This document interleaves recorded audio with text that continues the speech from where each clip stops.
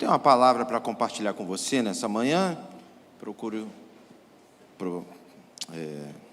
Pretendo ser breve. Abra sua Bíblia comigo em Salmos, capítulo 78, versículo 70.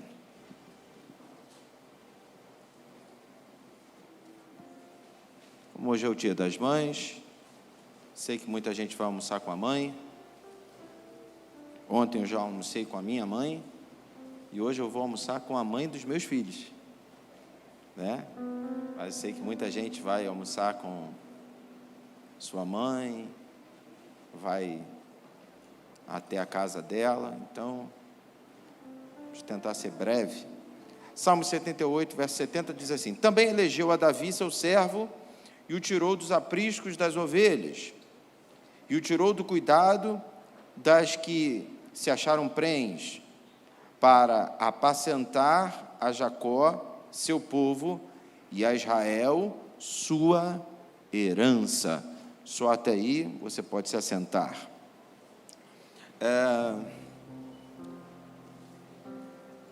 Eu acho que pela terceira vez seguida, recebo de Deus uma palavra, e quando eu fico sabendo, a Denise dá aula falando do mesmo personagem, né? Eu hoje atendi alguns irmãos ali no gabinete antes de entrar, então não consegui assistir a aula, mas estava vendo aqui o pastor Manuel falando que ela falou sobre Davi. Na verdade, a gente vai falar sobre Davi também. Davi, ele não era o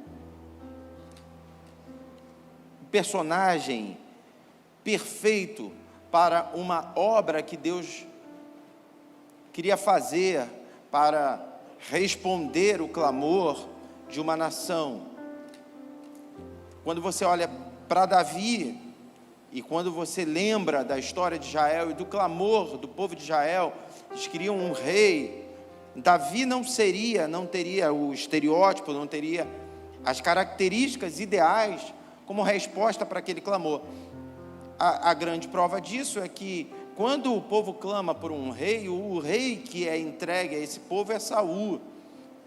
E a Bíblia fala que Saul era o mais alto dos seus irmãos. A Bíblia diz que o normal era que uma altura, uma estatura normal, era que um homem batesse no ombro de Saul. A Bíblia diz que ele era bonito, ele era de boa aparência. Então, quando você pensa num rei, quando você pensa num estereótipo para um rei, parece que Saul, ele preenche as exigências. Parece que Saul, ele está dentro daquilo que se espera. Davi não. Davi era novo, Davi era o mais novo da sua casa, né? Davi não era forte, Davi não era atlético. Então, quando você pensa em Davi, humanamente falando, você pensa em Davi como um azarão. Mas louvado seja Deus, porque para Deus a perfeição não depende de um padrão. Para que um projeto de Deus se realize na nossa vida, nós não precisamos estar dentro de um padrão estabelecido pelos homens. Enquanto o homem vê a aparência, Deus vê o coração. Talvez alguns tenham vivido os últimos dias, talvez até enquanto mães, enquanto pais, enquanto família, talvez alguns aqui estejam desistindo e abrindo mão de determinados projetos, porque afinal de contas, esses sonhos, esses projetos, eles dependem de um padrão, e talvez você, analisando sua vida, perceba que você não se encaixa nesse padrão. Só que na tua Bíblia, na minha Bíblia, está escrito que Deus é poderoso para confundir os sábios e os entendidos. Deus é poderoso para surpreender as pessoas que estão à nossa volta. Deus é poderoso para fazer com que pessoas que não acreditam em nós tenham que reconhecer o poder dele na nossa vida. Quantos recebem essa palavra? Quantos creem nisso? Digam amém. Você pode me ajudar a ministrar? Olha para o teu irmão e diga assim: Deus vai te surpreender. É porque às vezes nós mesmos estabelecemos um padrão. Às vezes Deus opera na nossa vida dentro de uma caixa que a gente cria. Eu já preguei sobre isso aqui, quando Isaías prega, quando Isaías profetiza para o povo, numa passagem muito conhecida de todos nós, ele diz assim: quando passares pelas águas, não te afogarás. Já falei isso aqui, sabe, eu percebo um cuidado e um carinho de Isaías com um povo que tem uma fé limitada. Ele diz assim: olha, no teu dia a dia, quando passares pelas águas, naquilo que te é comum, né? Aquela coisa de ir para o trabalho, naquela coisa de se dedicar nos seus estudos, quando você fizer uma prova para um concurso, tendo estudado, quando você passar pelas águas, você não vai se afogar. Porque isso não parece algo tão incomum assim, isso não parece algo tão extraordinário, até para quem não sabe nadar. Passar pelas águas sem se afogar não é tão milagroso assim, porque existem alguns jeitinhos que a gente sempre dá. Se estiver no mar, né, e tal, você se taca na onda, deixa a onda, se você ficar calmo, talvez você sobreviva, mesmo sem saber nadar.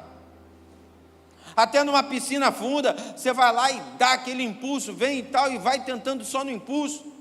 Eu me lembro de uma vez, sabe, eu ainda muito pequenininho, eu caí numa piscina e tinha dificuldade de nadar, e eu cheguei até a borda só no impulso. Eu dava uma pancada lá embaixo, né, um impulso lá embaixo, subia, dava uma respirada e descia, e fui assim, dando impulso até chegar na borda. Tem nado cachorrinho? De repente esse é o nado sapo, né? Eu fui pulando e cheguei. Então, passar pelas águas sem se afogar não é tão milagroso assim. Agora, eu não conheço ninguém que passou pelo fogo e não se queimou. Pode até não morrer, mas vai se queimar. A queimadura, ela pode até ser branda, mas vai se queimar, né? Tem gente que consegue passar pelo fogo, a queimadura de 1º grau, 2º grau, 3º grau, né? Mas vai se queimar. Mas a profecia é: se você passar por algo impossível com Deus, ainda assim você vai vencer. Então existem caixas. A gente tem condição, humanamente falando, e temos esse livre-arbítrio, de criar caixas e de estabelecer padrões para a atuação de Deus na nossa vida. Mas eu quero ser boca de Deus para você nessa manhã e declarar que Deus hoje vai quebrar esses padrões. Ele quer que você saia daqui acreditando que nada, eu não disse isso ou aquilo, não, nada é impossível para Deus. Não sei quais são suas dores, quais são os seus clamores, não sei qual é a expectativa do teu coração, teus sonhos, teus projetos, não sei aquilo que você sonhou há anos atrás, projetou, mas se alguém está dizendo que não vai conseguir, levanta a sua mão e receba. Para Deus nada é impossível. Quebra padrões. O texto aqui vai falar sobre isso, mas antes disso, eu quero mergulhar na história de Davi. Você conhece, né, 1 Samuel capítulo 16? Samuel vai até a casa de Jessé para ungir um novo rei de Israel, e especificamente no verso 10, diz assim: assim fez passar Jessé a seus 7 filhos diante de Samuel. Quantos filhos eram, irmãos? Passaram 7, mas eram 8. Passaram 7.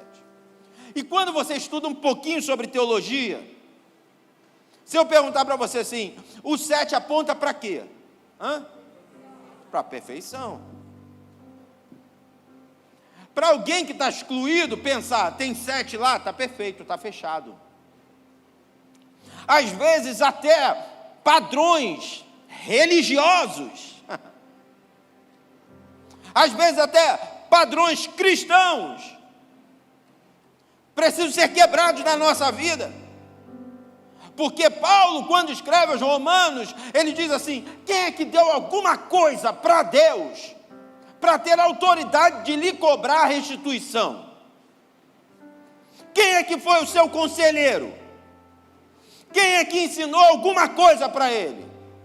Porque dele, por ele e para ele são todas as coisas. Glória, pois, a ele eternamente. Amém. Presta atenção. Eu posso ser pastor, irmão.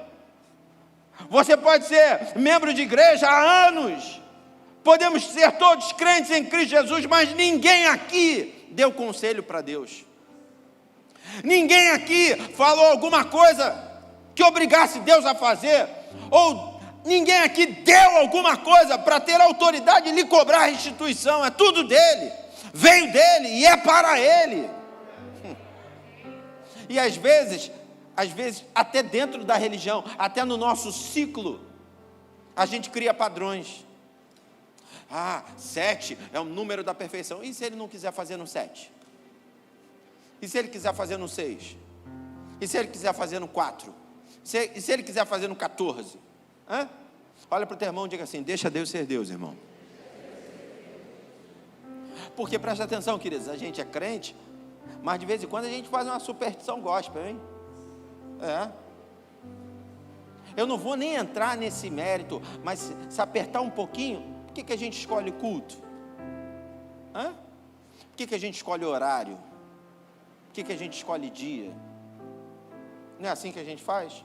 Aí a gente diz assim: não, eu me identifico. Tudo bem, existe uma identificação, mas isso não significa se fechar. Porque eu só me identifico com isso aqui, então eu só ouço isso aqui, eu só recebo isso aqui. Também tem uma passagem que eu falo aqui sempre de Eclesiastes, eu amo essa passagem, onde existe um conselho para a gente pegar a semente e lançar sobre a terra e estender as duas mãos. E não recuar nenhuma das duas, porque a gente não sabe qual semente vai dar fruto primeiro, se é a da direita, se é a da esquerda, ou se as duas vão dar fruto. Mas tem gente que estabelece uma fonte profética: não, se Deus fizer isso, aí eu creio. Para com isso. Você deu alguma coisa para você cobrar isso dele? Se ele fizer, não, ele faz o que ele quiser. Ué, pastor, então o que eu faço? O que eu faço, eu fico atento, pode vir de qualquer lugar, e de onde vier eu vou tomar posse. Não, isso aqui Deus tem para a minha vida. Isso aqui Deus não tem. Irmãos, preste atenção. Tem hora que Deus revela. Tem hora que Deus não revela. E quando Deus não revela, eu vou dizer para você que o céu é o limite. Deus não revelou: Senhor, o que tu quiseres fazer, pode fazer, Senhor. Se o Senhor me mandar fazer, eu vou obedecer.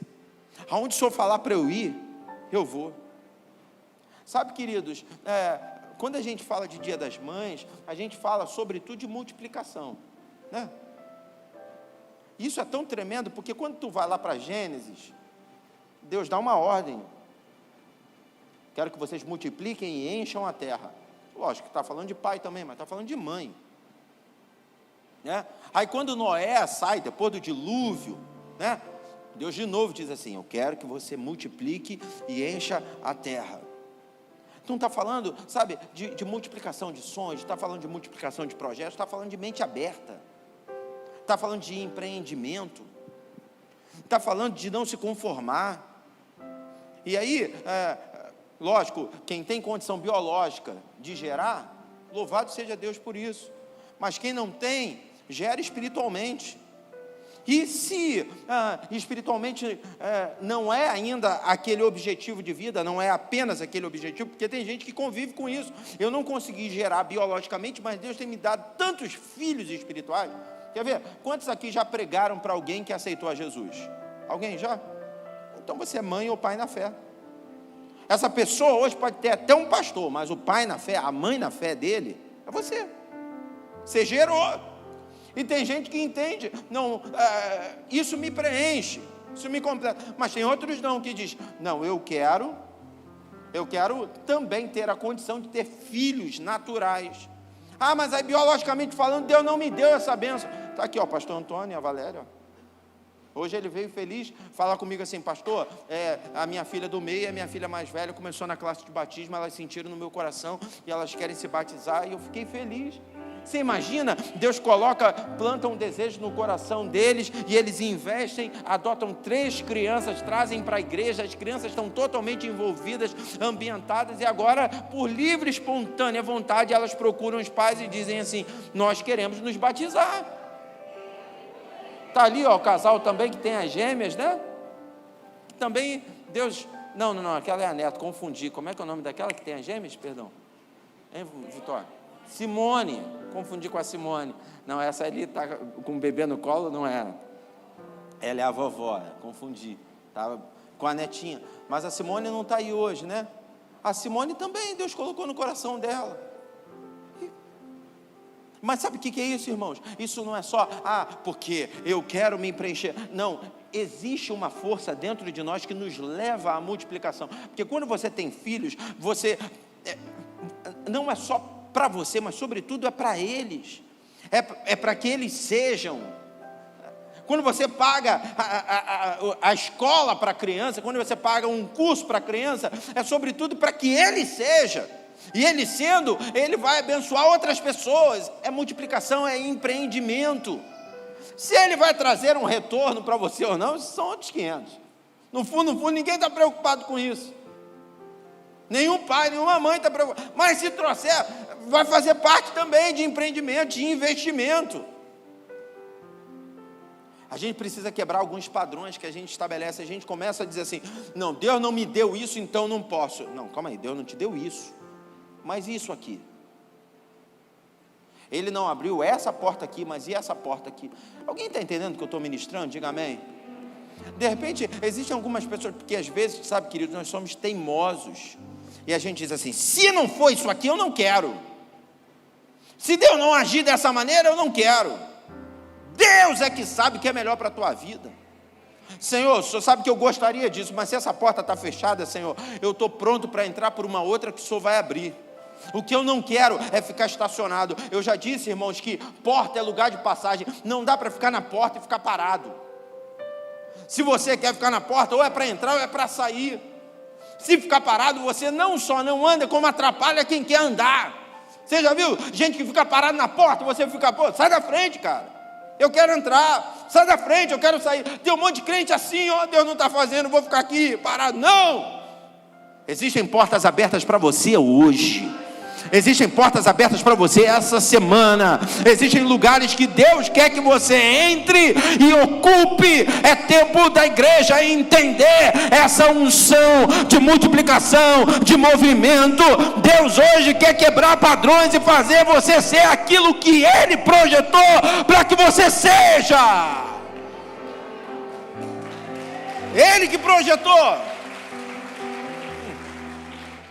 De repente, se perguntasse, né, está aqui o pastor Sebastião e a diaconisa Marli, que não tem filhos, de repente se perguntar, talvez o projeto era ter, mas Deus projetou diferente. E aí que nós teremos filhos espirituais. E aí que nós vamos, né, durante 20 e tantos anos, ministrar na vida de casais, ministrar na vida de famílias. Deus tem usado. Mas aí, diferentemente do pastor Sebastião com o pastor Toninho, não, Deus queimou, ardeu, então vou adotar. Eles podiam ter adotado também, mas não é a porta. Cada um tem uma porta. Só que a gente não pode, irmãos, ficar teimoso e preso, é isso aqui, isso aqui. Não, é o que Deus tem. Você não vai ser aquilo que você quer ser, você vai ser aquilo que Deus quer que você seja. 7, o número da perfeição, só que aqui não foi. Normalmente na Bíblia o 7 é o número da perfeição. Mas aqui não foi. Porque de vez em quando Deus faz de propósito para confundir diagnósticos, prognósticos. Você está apontando nessa direção? Vou confundir você para você passar a depender de mim. Para você entender que sou eu que faço. Sou eu que falo. É da minha maneira. Irmãos, também já preguei aqui. Quando Deus chama Gideão, ele está malhando trigo. Certo ou errado, irmãos? Certo? Ele está malhando trigo. Agora a questão é, ele malhava trigo aonde? No lagar. Lagar não se malha trigo. Você malha trigo na eira. Mas ele estava no lagar. Por quê? No lagar. Por que ele estava no lagar, pastor? Porque era o que estava disponível. porque era o que tinha. Porque o que mais importa não é o lugar, é o movimento. O que mais importa é a minha recepção à voz de Deus. Eu gostaria de estar naquele lugar, eu gostaria de estar vivendo aquela situação, eu gostaria de estar naquela posição, mas independente de estar onde eu gostaria, o que importa é o movimento. O que importa é a minha predisposição em multiplicar. É a minha audição afinada, Deus falar e eu obedecer. Várias passagens da Bíblia nos mostram, sabe, Deus mudando aquilo que normalmente se esperava. Presta atenção, irmãos, o Antigo Testamento todo aponta para o Messias, alguém que vai libertar o povo. O Antigo Testamento aponta para um rei que vai vir sobre Israel. O Antigo Testamento fala sobre a linhagem de Davi, né? Sobre Jerusalém, não vai faltar um descendente de Davi, até que chegue o Messias. Está todo mundo esperando. Aí eu pergunto para você, você acredita de verdade que quando eles montavam suas expectativas, um prognóstico, eles pensavam em Jesus nascendo numa estrebaria? Não. Eles esperavam um rei, eles esperavam alguma coisa apoteótica, mas Deus faz isso para mostrar, olha, é da onde você menos espera. Eita! Você pode falar isso para 3, 4 pessoas, diga assim, tua bênção vai vir da onde você menos espera. Vou pedir ao Espírito Santo para que você saia daqui atento aos sinais. Oh, meu Deus. Atento aos sinais. Eu não sei de onde vem, mas eu sei que vai vir. Vai vir. Eu tenho que estar atento aos sinais. O 7 é da perfeição, mas agora não foi. Eliabe é o mais forte. Eliabe, esse é o cara. Samuel veio ungir um dos filhos de Jessé a rei. É Eliabe. É ele. Não. Aqui, meu filho. Não, não é você não, rapaz. Então eu... Não, também não é você não. Então... também não é você não. Também não é você não. Vai vir de onde você menos espera. Quando a gente fala de mãe na Bíblia, né? Quando a gente fala de mãe no Antigo Testamento, de quem você lembra? Sara é a primeira, né? Se tem um pai da fé, se tem um pai de multidões, a Sara é a mãe de multidões. Estéril. Por que estéril, meu Deus? Por que você pensa numa mãe e ela é estéril? Porque Deus é especialista para confundir mesmo. E isso precisa ficar gravado no nosso coração. A gente precisa entender, eu não preciso ter para crer. Eu tenho que crer para ter. Tem gente que está esperando ter para poder investir, quando na verdade você tem que investir para depois Deus liberar sobre a tua vida. Né? Tem uma frase aí que falam sempre, né? Primeiro a gente dá o passo, depois Deus bota o chão. Tem gente que está esperando um apoio natural, quando na verdade é tempo da gente viver pela fé. Aí Abraão e Sara têm um filho, Isaac. Como é que era o nome da esposa de Isaac? Rebeca. Estéril. Calma aí. De novo, a mesma coisa. Não tem problema, o Deus que cura Sara, cura a Rebeca também. O Deus que fez semana passada, vai fazer nessa semana. O Deus que nos sustentou no meio dessa pandemia, até agora, vai continuar nos sustentando, vai nos livrar desse mal, vai fazer a gente atravessar e chegar lá do outro lado. É só um teste de fé. Porque Isaac e Rebeca têm um filho, Jacó. Jacó casou com quem? Raquel. Raquel era estéril. Chegou num nível, sabe, que eu fico pensando assim, é melhor ser estéril. E se você parar para pensar, irmão, é melhor mesmo. Porque na Bíblia não diz que o poder de Deus se aperfeiçoa na força. Então é melhor ser fraco. É melhor não ter, porque quando você não tem, tem espaço para Deus colocar. Quando você tem, Ele até quer colocar, mas não tem espaço. Mas tem hora, sabe, que a gente precisa dar uma esvaziada das nossas axiologias.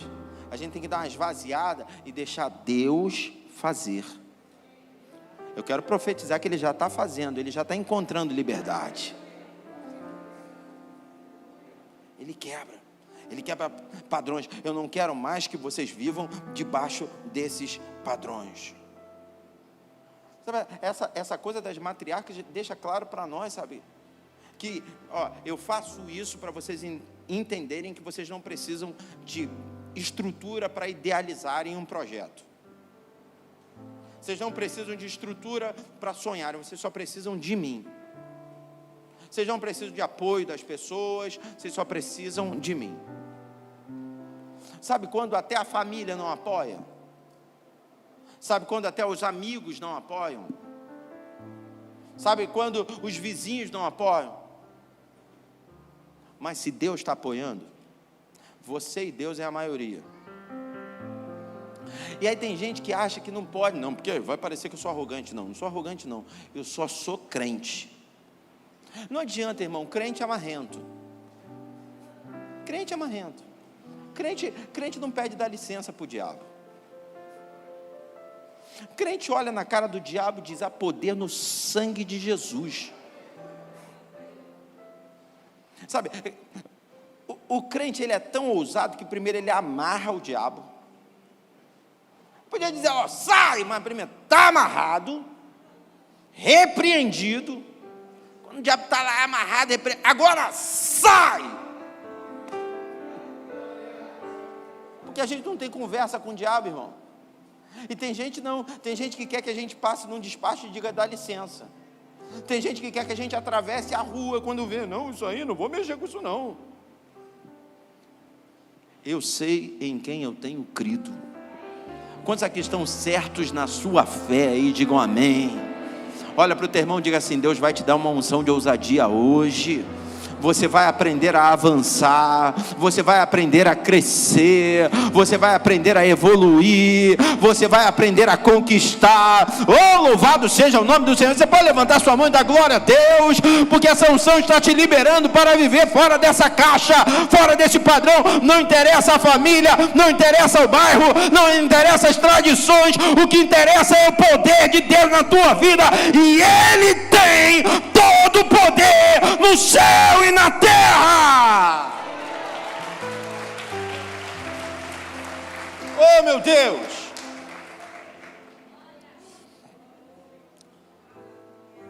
Todos nós sabemos que Davi era pastor de ovelhas. 1 Samuel 16, que a gente citou aqui, Jessé vai lá para ungir o novo rei de Israel, e Davi estava onde? Cuidando das ovelhas. Ele estava por detrás das ovelhas malhadas de seu pai. A Bíblia fala que então Samuel diz assim: chama ele, porque nós não vamos nos assentar à mesa para comer enquanto ele não chegar. Mandam chamar Davi. Davi chega. Samuel reconhece, é ele. Ele é ungido rei de Israel. Mas como todos sabem aqui, nada muda na vida de Davi. Ele continua cuidando das ovelhas. Você vira a página, chega em 1 Samuel capítulo 17, o exército é convocado, e no meio do exército estão os irmãos mais velhos de Davi. Saul, o exército de Israel, diante dos filisteus. Diz a Bíblia que Jessé chama Davi, separa alimentos e fala assim: vai até onde eles se reúnem e leva alimento lá para os seus irmãos. E quando ele chega, seus irmãos olham e desprezam ele de cara. O que você veio fazer aqui, ô moleque? Porque tem gente que não acredita na gente e ainda se incomoda quando a gente acredita sozinho. Sabe, dá vontade de chegar assim: mas por que tu está incomodado? Não estou te pedindo tua opinião, eu só estou agindo. Eu só estou fazendo o que é meu. Não, mas não quer que você faça. Não acredita em você. Irmão, presta atenção. A pregação de hoje não é a pregação de vingança não, tá? Não. A gente não vai sair daqui querendo o mal de todo mundo, não. A gente só vai sair daqui protegido. Porque tem gente que se intimida com olhares. Tem gente que se intimida com palavras. Tem gente que se intimida com situações. Só que nós precisamos aprender o nosso chamado. Eu me lembro que em 2005, nós fomos convidados para ministrar louvor. Eu fui convidado para pregar numa conferência missionária no Japão. E aí no primeiro momento, sabe, parece que é uma viagem como uma outra. Só que só de você fazer 12 horas daqui para a Europa já dá um negócio. Porque aí você para na Europa e aí você entende, aqui é só metade do caminho. Caramba. Aí você fica naquele tempo da conexão, demorou 5 horas para a gente pegar um novo voo. Aí pega um novo voo e parece que o sol veio atrás da gente, sabe? A gente saiu daqui, era de dia e o sol veio atrás da gente. Eu falei, meu Deus do céu. Aí você vai, pega outro voo, mais 12 horas, e aí você chega no Japão. Quando você chega no Japão, você descobre que está tudo trocado. Para eles é 8 da noite, para você é 8 da manhã. Eles estão com fome e você está morrendo de sono. Complicado. Vamos ministrar. Aí você chega na igreja. Quando você chega na igreja, já tem uma série de coisas diferentes, né? Tem um armário enorme e o sapato de todo mundo no armário. Aí você vê, não pode entrar calçado, você tem que entrar descalço. Tradição. E aí, né, o pastor Ricardo, que era o responsável pela conferência, chamou o pastor Samuel, vem aqui, vou te apresentar aqui, ó. Esse aqui é o missionário Brian, ele é um missionário do Canadá, está trabalhando na China comunista, ele faz contrabando de Bíblia, que não sei o que, papapá, e se esconde em caverna, que não sei o que, papapá, e tu já dá uma riada, né? Um senhor. Aí daqui a pouco você, não, esse aqui é o missionário Júlio, ele está lá no Texas, tem um trabalho enorme também, uma obra poderosa, deu uma igreja, não sei quantos mil membros, que não sei,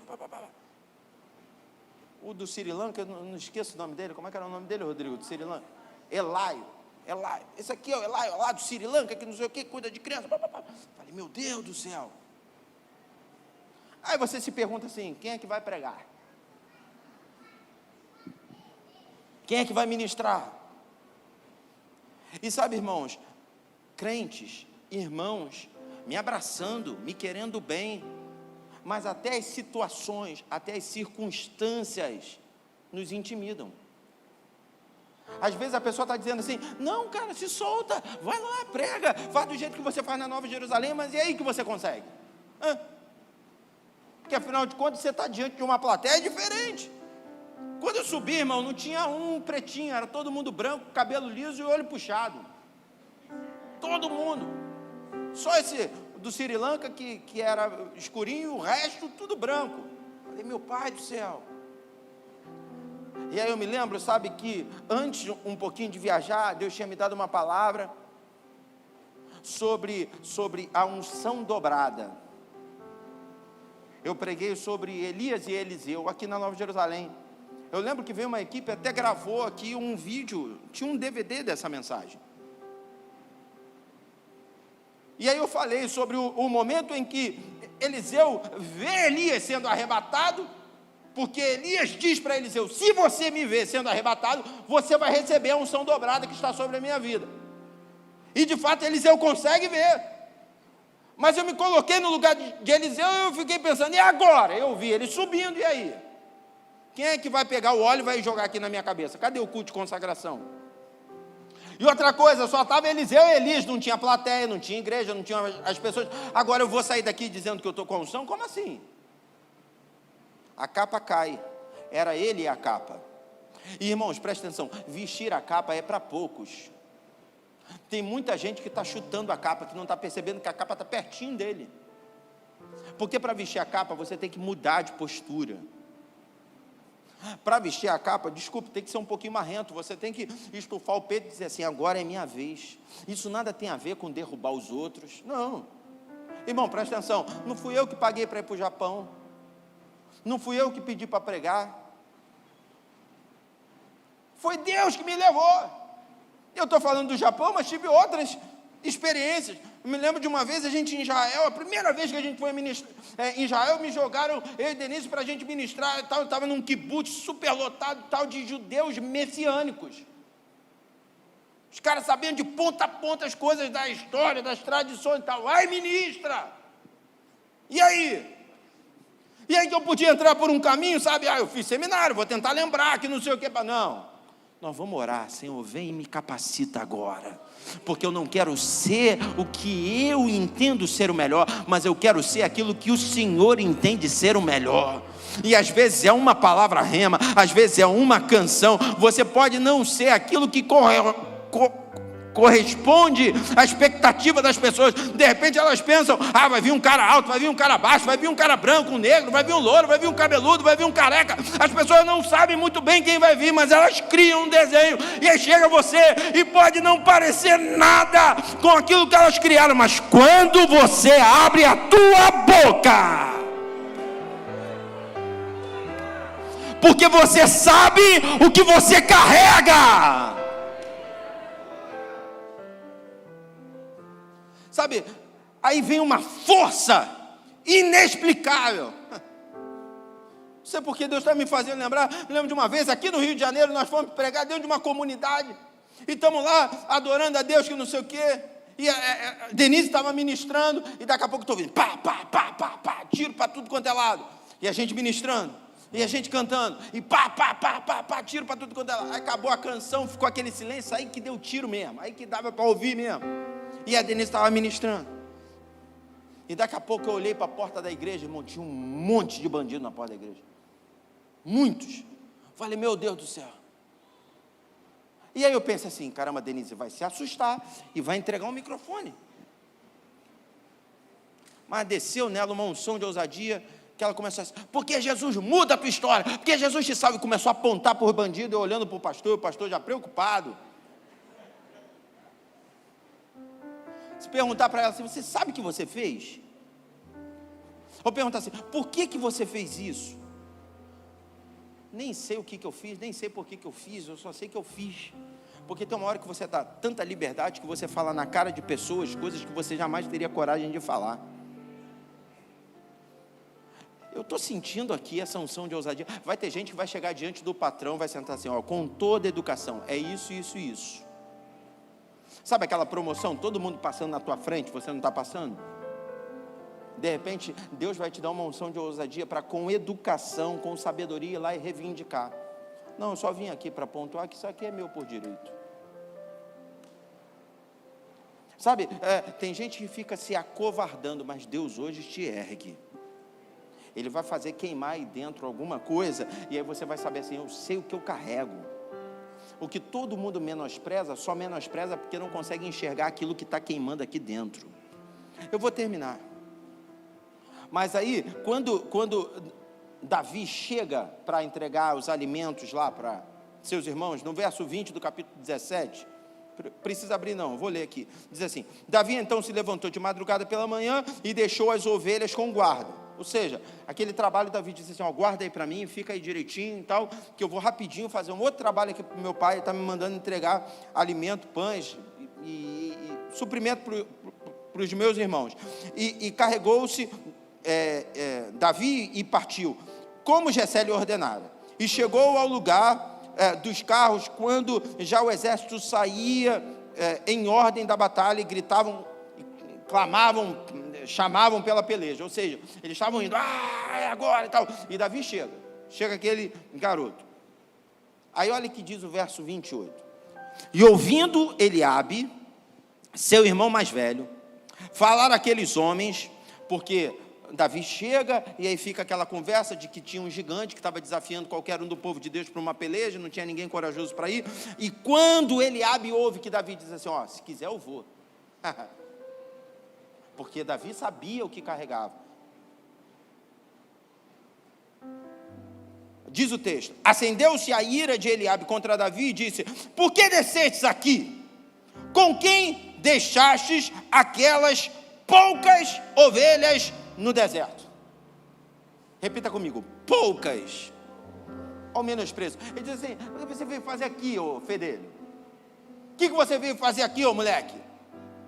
E aquelas ovelhinhas, aquelas poucas ovelhas que você tem, que você cuida, que a tua responsabilidade é quase nenhuma. E aí eu vou falar para a mãe, sabe? Gente que diz, aqueles teus filhos lá, é aquele teu marido, é aquela tua casa, com menosprezo, sabe? Não sabe, não conhece a tua história. Não te acompanha? E aquele teu trabalho lá? Hã? E o teu berço? E de onde você veio? Gente que te olha de cima para baixo. E eu vou falar um negócio para você, deixa duvidar que é mais gostoso. Ah, meu Deus. Sabe, é igual o jogo de futebol que o pessoal fala que de virada é melhor. Hã? Sabe quando todo mundo cresce? Eu me lembro de uma vez que o Vasco jogou contra o Palmeiras. Está ali meu sogro. E era final de um campeonato desse aí, Mercosul, sei lá. E aí o Palmeiras deu de 3-0 no Vasco no primeiro tempo. Aí no intervalo, talvez ele nem lembre, mas marcou a minha vida. O telefone lá de casa tocou, a gente era casado de novo. Aí Denise, meu pai. E o seu Eli, ele nunca foi muito de ficar me encarnando de futebol, não. Mas naquele dia ele pegou o telefone e falei, oi, seu Eli. Aí ele falou assim, que isso, hein? 3-0 Palmeiras, hein? Falei, tá ruim, né, seu Eli? Tá ruim mesmo. Tá bom, passou.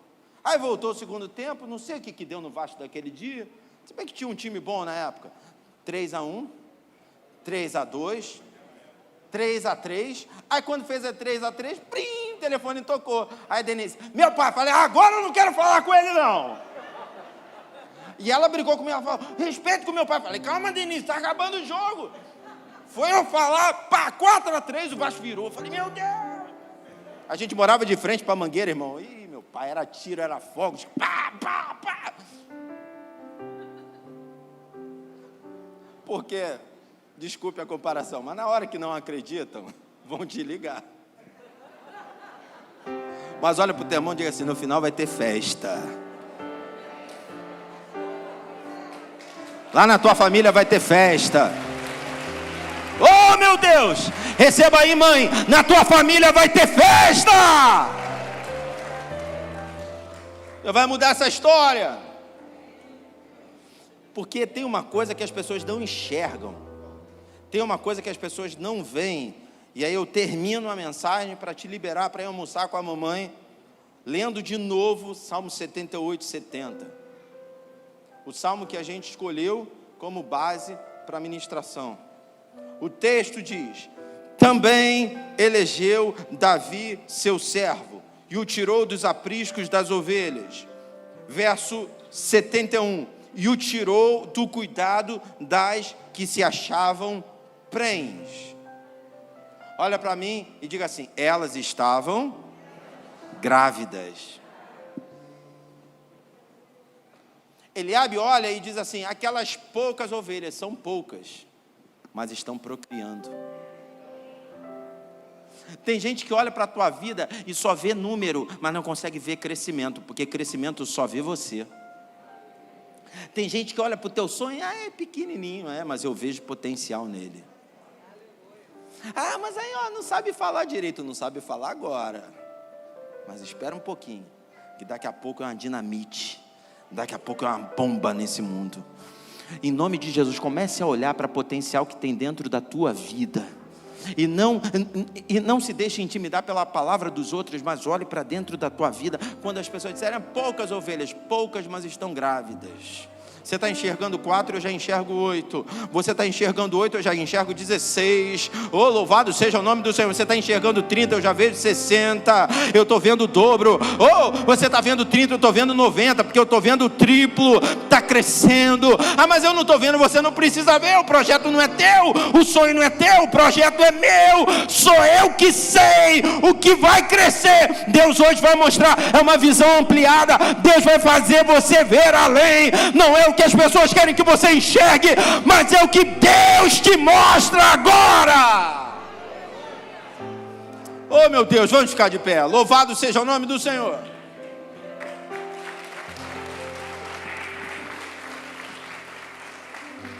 Olha para o teu irmão e diga assim, o que eu tenho é pouco, mas está crescendo. Está crescendo. Você não está vendo, mas eu estou vendo. Eu estou vendo a luz da palavra do Senhor. A luz da palavra do Senhor. Você que entrou aqui, precisando de uma bênção para a tua casa, para a tua família. Você que não estava acreditando nos teus filhos. Você que estava sendo condicionado pelos outros a não acreditar mais no teu marido. esse aí não presta, que não sei o que. Você só vê o exterior. Deus vê o interior. Eu creio na oração que eu faço. Eu creio na palavra que eu recebo. Fecha teus olhos agora. Pensa na tua casa. Pensa na tua família. Se a gente não tivesse no meio da pandemia, eu ia fazer um movimento aqui na igreja para filhos estarem perto dos pais. Mas até para a gente ganhar tempo, não vou fazer isso. Mas projeta agora sobre a vida do teu filho, sobre a vida da tua filha. Projeta agora sobre a vida do teu pai, da tua mãe. Projeta sobre a vida da tua esposa, do teu marido. O que você vê como pouco, eu vejo em crescimento. O que você vê como insignificante, eu vejo como grande potencial.